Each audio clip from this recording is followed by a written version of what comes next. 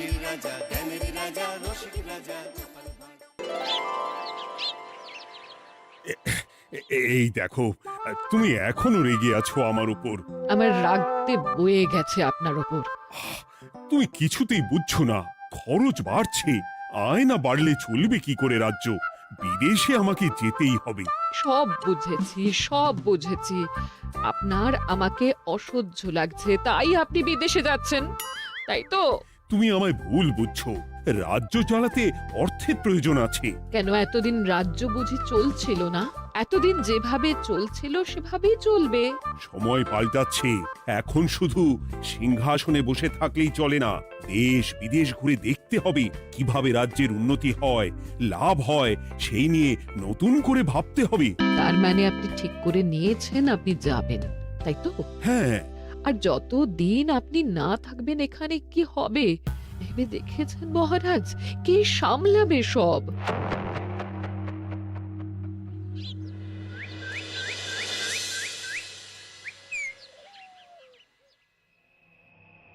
চিঠি?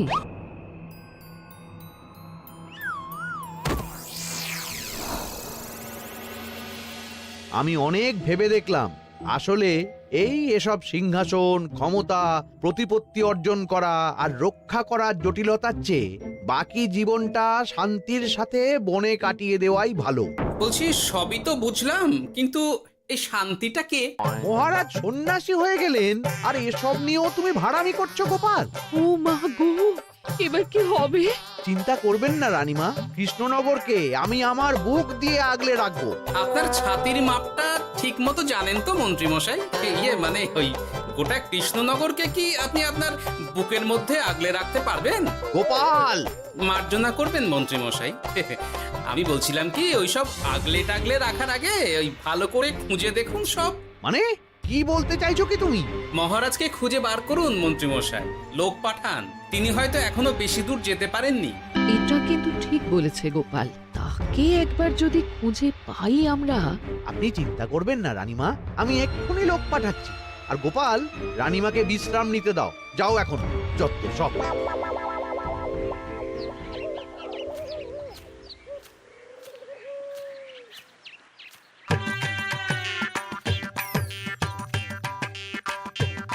ওই গো, গেলে কই?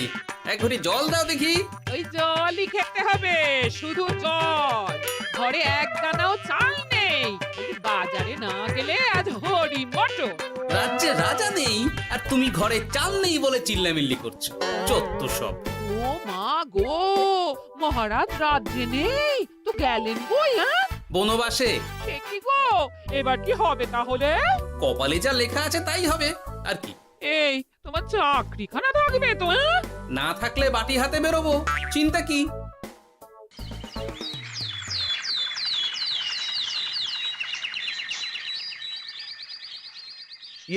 মহারাজ যখন নেই তখন আমি যখন এ রাজ্যের মহামন্ত্রী, তখন আমি এত মানে মানে করার কি আছে মন্ত্রী মশাই? মহারাজ নেই তো কি হয়েছে, রানীমা তো আছেন। আমরা তার কথা মতোই চলব। গোপাল একদম উচিত কথা বলেছে। হ্যাঁ, আমিও তো তাই বলছিলাম। মহারাজ যখন নেই তখন রানীমার নির্দেশ মতোই তো আমাদের সামলাতে হবে সব। কতদিন আর আগলাবে গোপাল? আজ নয় কাল এই শর্মাকেই বসতে হবে এই সিংহাসনে। যতদিন পারি ততদিন তো চেষ্টা করতেই হবে মন্ত্রী মশাই। আপনি যদি চলেন ডালে ডালে, আমি চলি পাতায় পাতায়। রাজা মশাই আছেন? আমি অনেক দূর থেকে আসছি।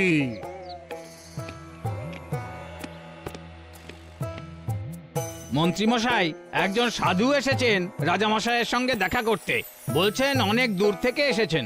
জানো না মহারাজ এখন নেই? যাও, চলে যেতে বলো ওকে। মহারাজ নিরুদ্দেশ। এই মুহূর্তে সত্যিই যদি কোনো প্রাজ্ঞ সাধু বাবা রাজবাড়িতে তার পায়ের ধুলো দেয়, বলা তো যায় না যদি মহারাজের হদিস তিনি দিতে পারেন। ঠিক ঠিক, একদম ঠিক বলছেন পণ্ডিত মশাই। বেশ বেশ, ডেকে আনো তাকে, দেখি সে কি বলে। মহারাজ আমার প্রণাম নেবেন। উনি মহারাজ নয়, উনি মন্ত্রী। আসুন সাধু বাবা, আসুন, আসন গ্রহণ করুন।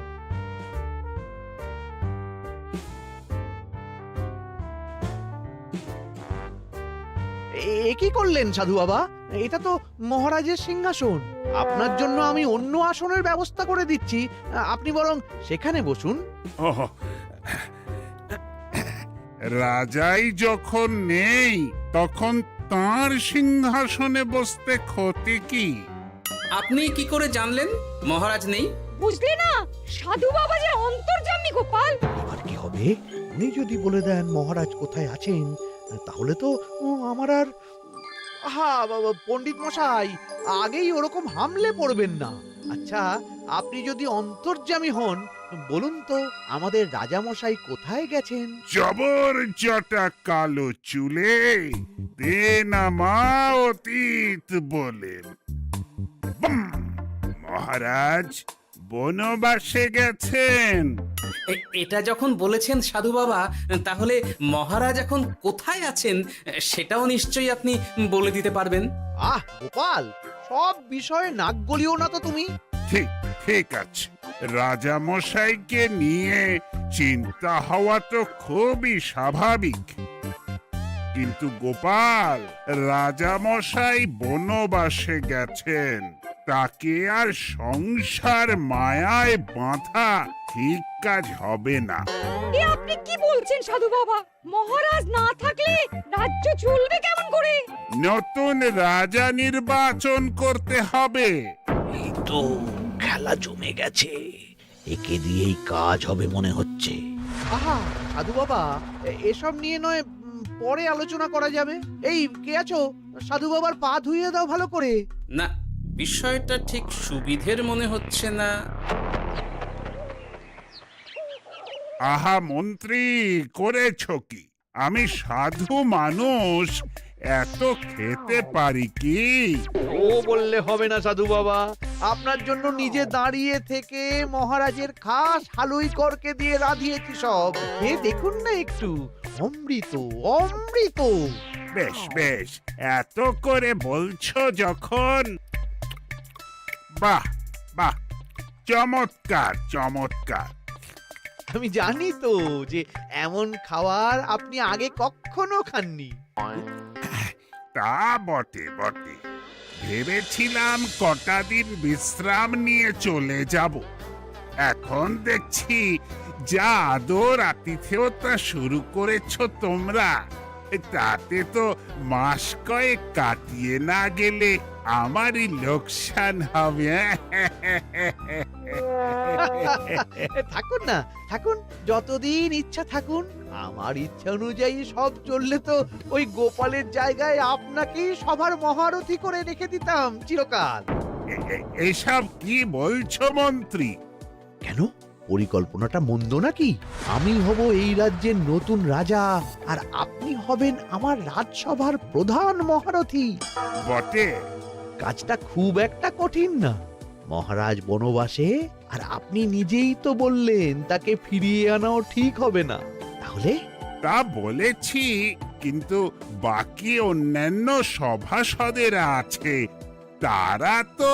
আরে ছাড়ুন তো ওদের কথা। আকাশে হাত ছড়িয়ে আর একবার মন্ত্র পড়ে নেবেন, বলবেন এই রাজ্যের রাজা হওয়ার ক্ষমতা একমাত্র আমার মধ্যেই আছে। ব্যাস, সবাই মানতে বাধ্য। তারপর আমার একটা হিল্লে হয়ে গেলে আপনারটার ব্যবস্থাও আমি করে দেব, বুঝলেন? বুঝলাম, একেবারে জলের মতো পরিষ্কার। ব্যাস, কালই তাহলে কাজ শুরু করে দিন। বেশি দেরি করে তো লাভ নেই। বলা তো যায় না, মহারাজের যদি রানীমার জন্য মন কেমন করে, রাজ্যে ফিরে আসে, ওসব হওয়ার আগেই সেরে ফেলতে হবে সব কাজ। রাজা হওয়ার খুব তাড়া দেখছি তোমার মন্ত্রী। ওপরে ওঠার ইচ্ছা কার না থাকে বলুন তো সাধু বাবা? আর মাত্র কটা দিনের অপেক্ষা, ব্যাস, তারপরেই এই সিংহাসনের মালিক হব আমি। কৃষ্ণনগরের নতুন রাজা হব আমি। সমস্ত ধন দৌলত থাকবে আমার এই হাতের মুঠোয়। কি অত ভাবছেন মন্ত্রী মশাই একা একা? মানে কি ভাবছি তার কৈফিয়ত তো তোমায় দিতে হবে। হ্যাঁ, হিমা, ছি ছি ছি, আপনি কেন কৈফিয়ত দেবেন? আপনার মুখ দেখলেই তো বোঝা যাচ্ছে যে আপনি কি ভাবছেন। তাই বুঝি? তা বলো দেখি কি ভাবছি আমি। আপনি ভাবছেন ওই কৃষ্ণনগরের সিংহাসনের কথা। শুনে ফেললো নাকি সব? আপনি ভাবছেন আমাদের মহারাজের কথা, তাকে কিভাবে ফিরিয়ে আনা যায় সেই কথা, তাই না? মহারাজকে যে আর ফিরিয়ে আনা যাবে না,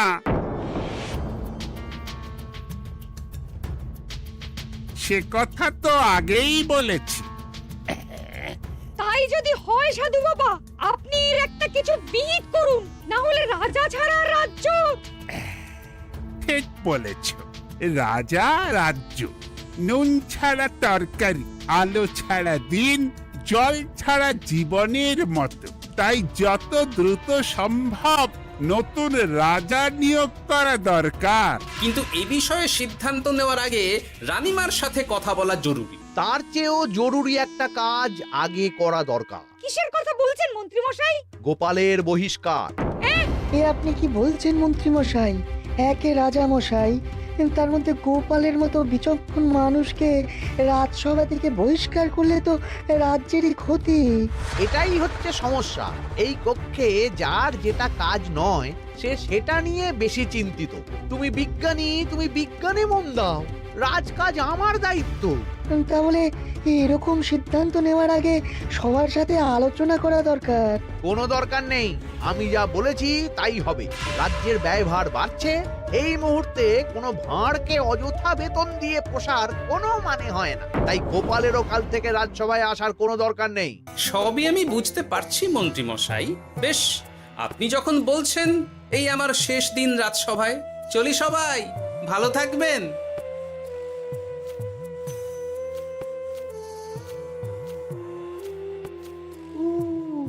এত সহজে যে বেটা মাঠের বাইরে চলে যাবে বুঝতেই পারিনি আগে।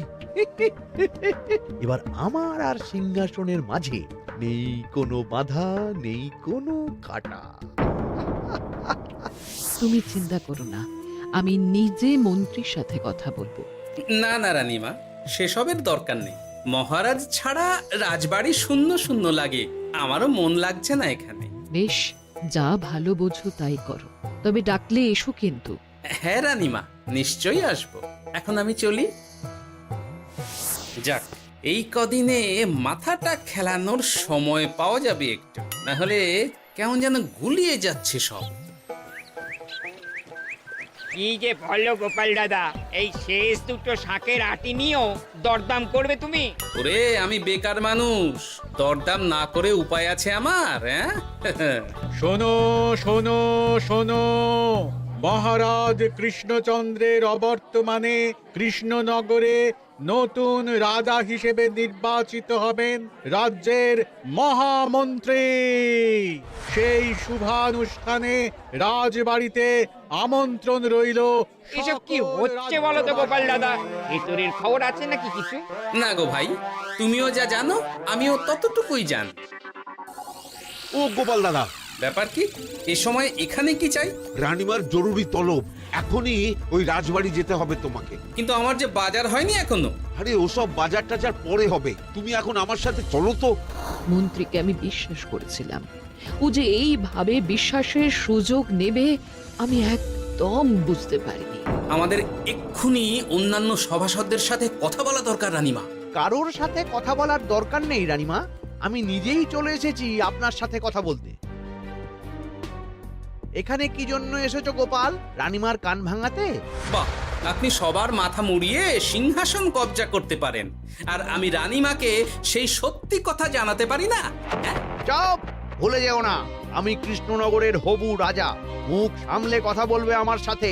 এসব কি হচ্ছে মন্ত্রী মশাই? রাজা মশাই নেই, সেই সুবাদে এ কি শুরু করেছেন আপনি?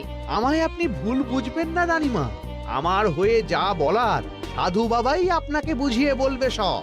উনি আর কি বোঝাবেন? কতদিন এসেছেন উনি, কি জানেন এই রাজ্যের বিষয়ে? সাধনা মা, সবই সাধনা।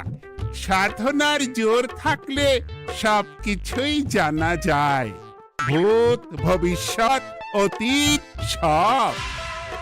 সেই জোর থেকেই বলছি মা, মন্ত্রীর কপালে আমি জ্যোতি দেখতে পাচ্ছি। মন্ত্রী যদি রাজ্যের রাজা হয়, এ রাজ্যের উন্নতি কেউ ঠেকিয়ে রাখতে পারবে না। আপনাদের একটা কথাও বিশ্বাস করি না আমি, এসব আপনাদের ষড়যন্ত্র। এ আপনি ভুল করছেন রানীমা।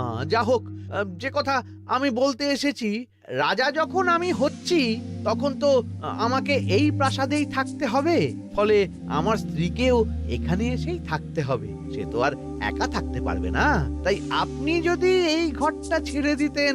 কিন্তু মন্ত্রী মশাই, তুমি কি বলছো মন্ত্রী? এখানে না থাকলে রানীমা থাকবেন কোথায়? আর আমি তো এমন কোনো বিধান দিইনি যে রানীমাকে অন্যত্র পাঠাতে হবে। সবকিছুর জন্য তো আপনার বিধান দরকার নেই সাধু বাবা, এ আমার নিজের বিধান। আমি রাজা হব, আমার স্ত্রী রানী হবে, তারও তো অধিকার আছে রানীর মতো থাকার, রানীর মহলে থাকার। আপনার ব্যবস্থা আমি অন্যত্র করে দেব রানীমা, আপনি কিচ্ছু ভাববেন না। হাজার হোক, আপনি আমাদের প্রাক্তন মহারাজের স্ত্রী বলে কথা। কি বলো গোপাল? আমার মনটা আসলে অনেক অনেক বড়, তোমরা খালি দেখতে পাও না সেটা। কাজটা কি আপনি ঠিক করলেন মন্ত্রী মশাই? শোনো গোপাল, আমাকে ঠিক ভুল বোঝাতে এসো না তুমি, বরং কাল সময় মতো চলে এসো। কৃষ্ণনগরের নতুন রাজার রাজ্যাভিষেকের জন্য মহাভোজের আয়োজন হবে। যতদিন পাচ্ছ খেয়ে নাও পেট ভরে।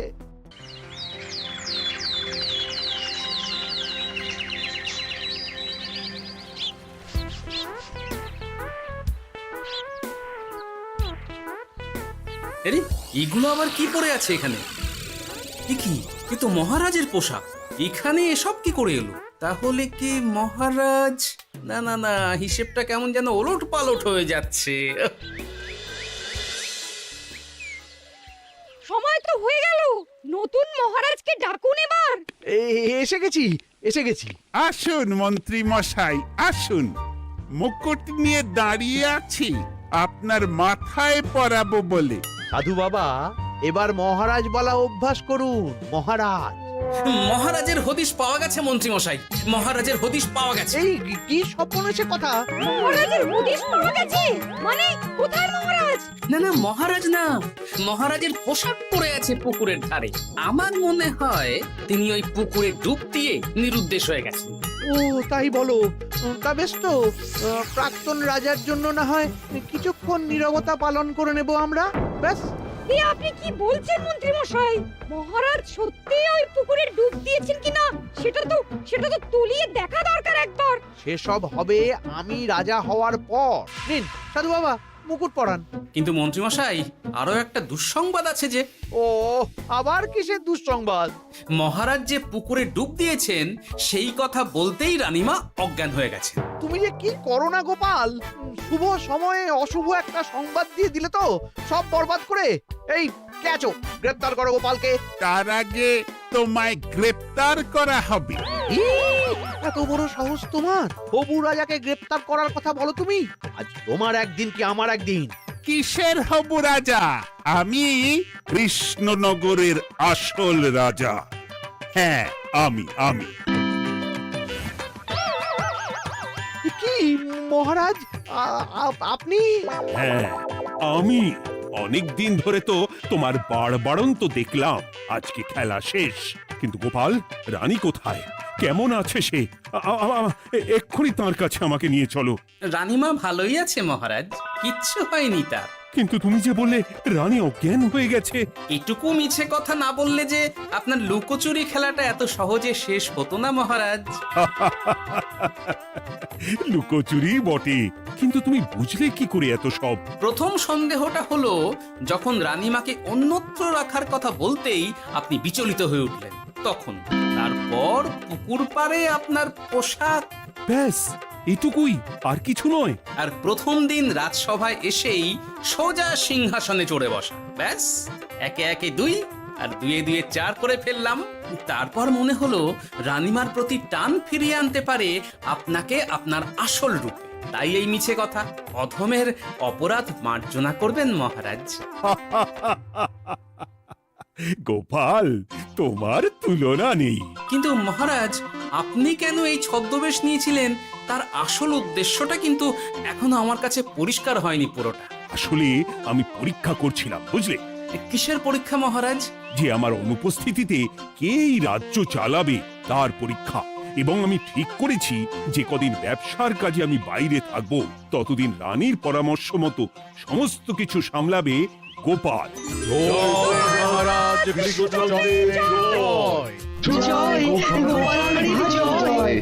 আর আমি মহারাজ?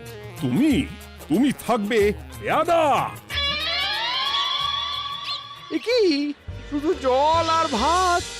আগেই বলেছিলাম বেশি বেরো না, বেরো না, রাজা হবেন। এখন খাও খাও, জল ভাত খাও।